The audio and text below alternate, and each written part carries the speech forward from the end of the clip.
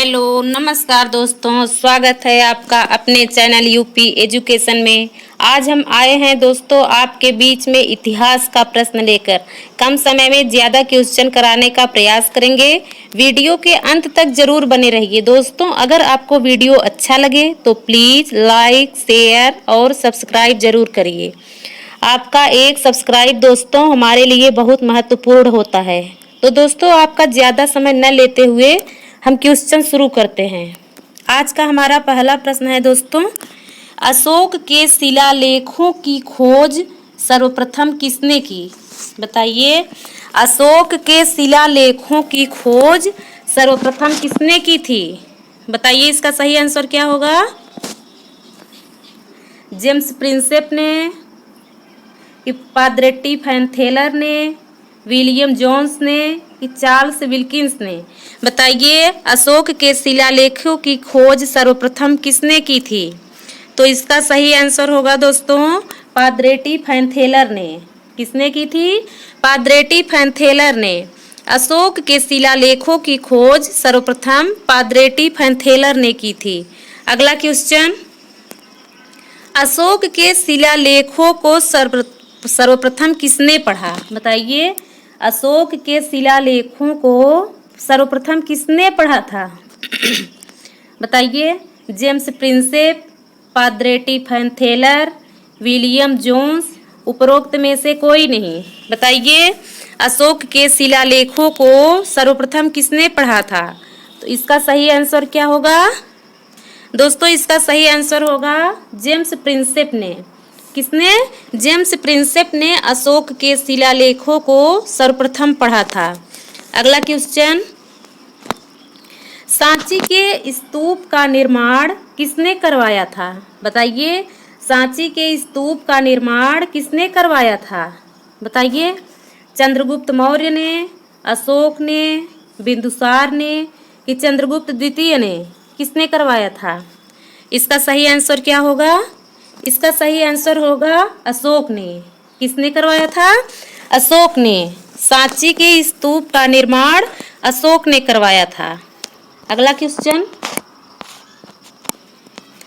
अशोक के अभिलेख किस लिपि में लिखे गए हैं? बताइए, अशोक के अभिलेख किस लिपि में लिखे गए हैं? ब्राह्मी में, कि खरोष्ठी में, ग्रीक एवं अरामेइक में, या सभी में? बताइए, अशोक के अभिलेख इन चारों में से किस लिपि में लिखे गए हैं? इसका सही आंसर क्या होगा? बताइए, तो इसका सही आंसर होगा ये सभी में। अशोक के अभिलेख इन सभी में लिखे गए हैं। ब्राह्मी में भी लिखा गया है, खरोष्ठी में भी, और ग्रीक एवं अरामाइक में भी। अगला क्वेश्चन, चंद्रगुप्त मौर्य की सेंड्रोकोट्स के रूप में पहचान किसने की थी? चंद्रगुप्त मौर्य की सेंड्रोकोट्स के रूप में किसने पहचान की थी? इसका सही आंसर बताइए इन चारों में से। स्मिथ ने, विलियम जोन्स ने, जॉन फिलिप ने, कि जेम्स प्रिंसेप ने? बताइए, चंद्रगुप्त मौर्य की सेंड्रोकोट्स के रूप में किसने पहचान की थी? इसका आंसर होगा विलियम जोन्स ने। किसने की थी? विलियम जोन्स ने। अगला क्वेश्चन, अशोक के किस शिलालेख में उसकी कलिंग विजय का उल्लेख मिलता है? बताइए, अशोक के किस शिलालेख में उसके कलिंग की विजय का उल्लेख मिलता है? इसका सही आंसर बताइए क्या होगा? 13वें में, 10वें में, 11वें में, कि 9वें में? किस उल्लेख, इसका किस शिलालेख में उल्लेख मिलता है? तो इसका आंसर होगा 13वें शिलालेख में। किसमें? 13वें शिलालेख में। अगला क्वेश्चन, मौर्य काल में गुप्तचरों को क्या कहा जाता था? बताइए, मौर्य काल में जो गुप्तचर होते थे उन्हें क्या कहा जाता था? संस्था, गूढ़ पुरुष, संचार, ये सभी? बताइए, उसे क्या कहा जाता था? इसका आंसर होगा ये सभी। क्या होगा? ये सभी। संस्था भी कहा जाता था, गूढ़ पुरुष भी कहा जाता था और संचार भी कहा जाता था।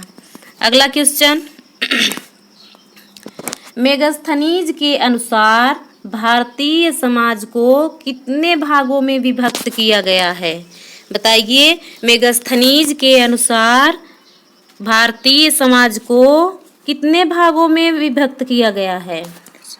बताइए, 4, 7, 10 कि 12? बताइए कितने भागों में विभक्त किया गया है? तो इसका सही आंसर होगा 7 भागों में। कितने भागों में? 7 भागों में। अगला क्वेश्चन, चंद्रगुप्त मौर्य के महल के अवशेष कहाँ से मिले हैं? बताइए, चंद्रगुप्त मौर्य के महल के अवशेष कहाँ से मिले हैं? पटना से कि चंपा से, कौशाम्बी से कि उज्जैन से?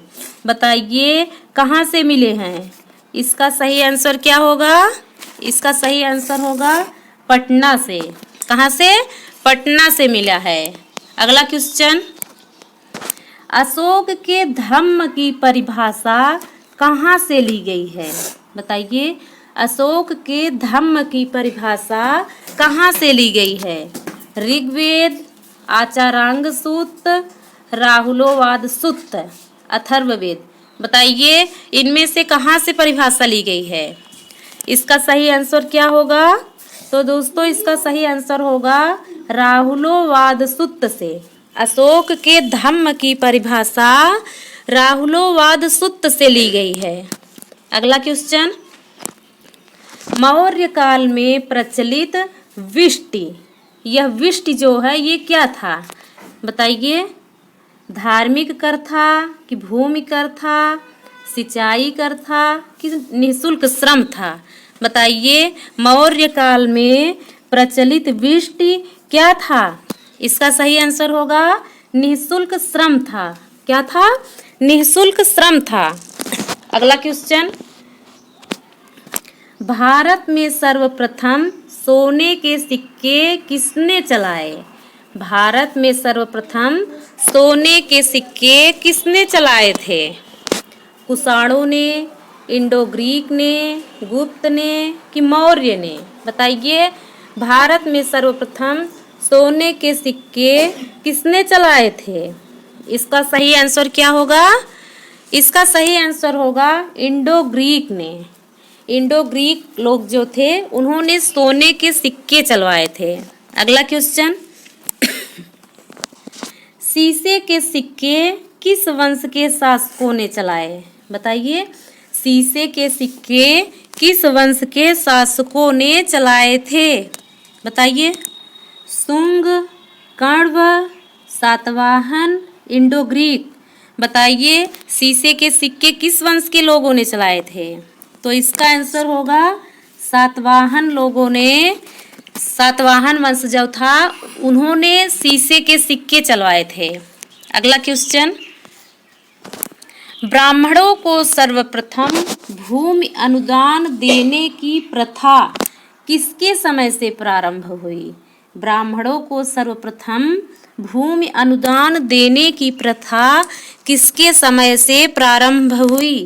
पल्लव, सातवाहन, गुप्त, चालुक्य? बताइए किसके समय में भूमि अनुदान देने की प्रथा किसके समय से चालू हुई? तो दोस्तों इसका सही आंसर होगा सातवाहन। सातवाहन वंश के द्वारा भूमि अनुदान देने की प्रथा शुरू हुई थी। अगला क्वेश्चन, रुद्रदामन कौन था? बताइए रुद्रदामन कौन था? कुषाण शासक, शक शासक, सातवाहन शासक, वाकाटक शासक? बताइए कौन था? रुद्रदामन कौन था? तो इसका सही आंसर होगा शक शासक। रुद्रदामन कौन था? शक शासक था। अगला क्वेश्चन, कनिष्क का राजवैद्य कौन था? बताइए कनिष्क का राजवैद्य कौन था? चरक, सुश्रुत, धन्वंतरि, जीवक? बताइए इन चारों में से कनिष्क का राजवैद्य कौन था? बताइए इसका सही आंसर क्या होगा? तो इसका सही आंसर होगा चरक। कनिष्क का राजवैद्य चरक था। अगला क्वेश्चन, कनिष्क बौद्ध धर्म की किस शाखा का अनुयायी था? बताइए कनिष्क जो था वो बौद्ध धर्म की किस शाखा का अनुयायी था? हीनयान, महायान, वज्रयान कि मध्यिका? बताइए किस धर्म की शाखा का अनुयायी था? तो इसका आंसर होगा महायान। क्या होगा? महायान। कनिष्क महायान की शाखा का अनुयायी था। बौद्ध धर्म जो है वो दो भागों में बांटा गया था। किसके समय में? कनिष्क के ही समय में वो दो भाग में विभाजित हो गया था। पहली शाखा कौन थी? पहली शाखा थी हीनयान। पहली शाखा हीनयान थी और दूसरी शाखा क्या थी? दूसरी शाखा थी महायान। कनिष्क जो था वो महायान शाखा का अनुयायी था। अगला क्वेश्चन, कनिष्क की राजधानी थी। कनिष्क की राजधानी कहाँ थी? कन्नौज, श्रीनगर, पाटलिपुत्र, पुरुषपुर। बताइए कनिष्क की राजधानी कहाँ थी? तो इसका आंसर होगा दोस्तों, कहाँ होगा? पुरुषपुर होगा। कनिष्क की राजधानी पुरुषपुर थी। अगला क्वेश्चन, जूनागढ़ से प्राप्त संस्कृत का पहला अभिलेख किस शासक का है?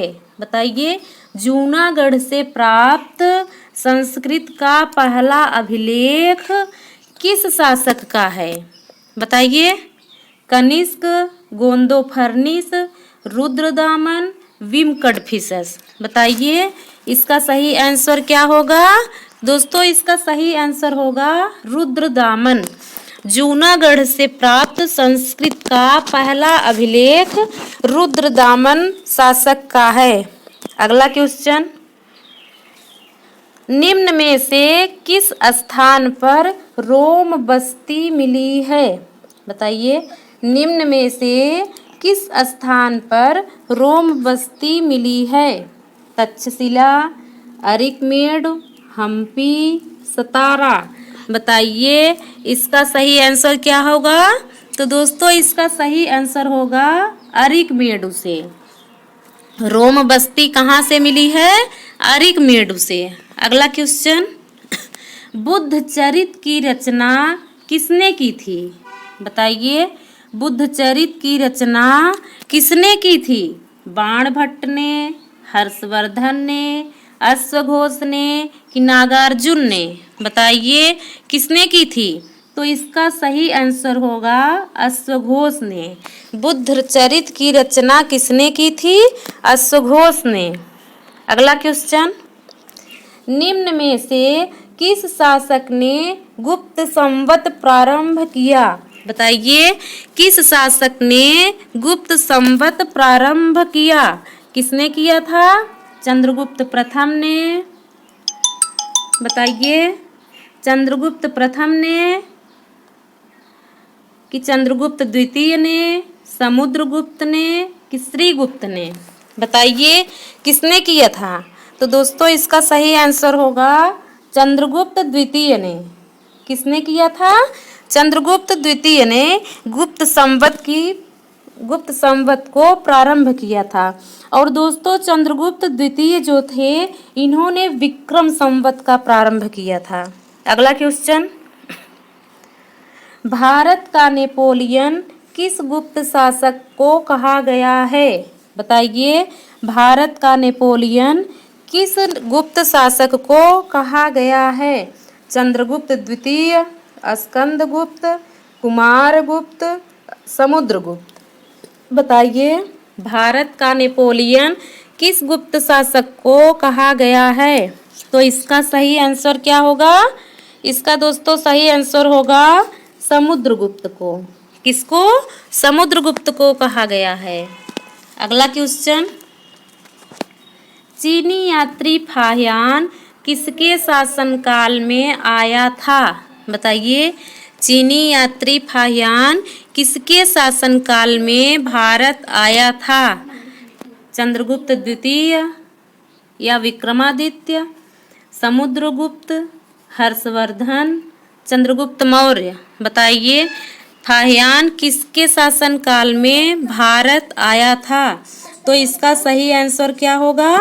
इसका आंसर होगा चंद्रगुप्त विक्रमादित्य। किसके समय में? चंद्रगुप्त विक्रमादित्य के समय में। अगला क्वेश्चन, मौर्य द्वारा निर्मित सुदर्शन झील का जीर्णोद्धार किसने करवाया? रुद्रदामन, स्कंदगुप्त, कुमारगुप्त, ए एवं बी दोनों? बताइए किसने करवाया था? तो इसका सही आंसर होगा, क्या होगा? ए एवं बी दोनों ने। किसने? ए एवं बी दोनों ने। अगला क्वेश्चन, भारत पर हूणों का आक्रमण किसके शासनकाल में हुआ था? भारत पर हूणों का आक्रमण किसके शासनकाल में हुआ था? बताइए। स्कंदगुप्त, समुद्रगुप्त, उपगुप्त, केसरीगुप्त? बताइए किसके शासनकाल में हुआ था? तो इसका आंसर होगा स्कंदगुप्त।